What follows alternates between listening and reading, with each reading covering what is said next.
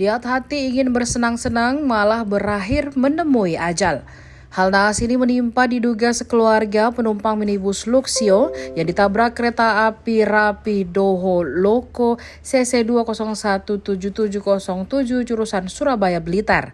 Kecelakaan maut yang menewaskan 6 orang serta 2 penumpang lain cedera berat terjadi di perlintasan tanpa palang pintu di Desa Jabon, Kecamatan Jombang, Kabupaten Jombang, Jawa Timur pada Sabtu 29 Juli 2023 sekitar pukul 23.15 waktu Indonesia Barat.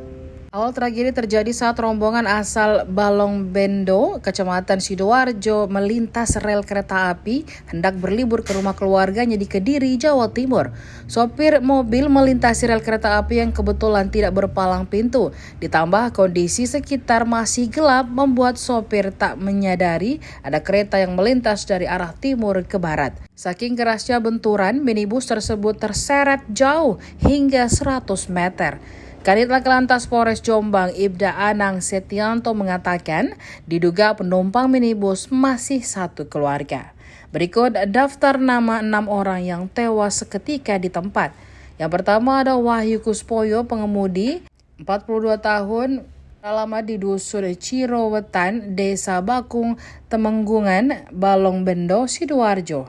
Penumpang lain yang meninggal dunia yakni Sumiyowati 60 tahun juga berasal dari desa yang sama. Korban ketiga yakni Alin Syamareta Mingkana, masih 16 tahun yang bekerja sebagai pelajar, juga dari desa yang sama. Korban lainnya yakni Mingsi 38 tahun dan Adelia 19 tahun serta Arimba 11 tahun.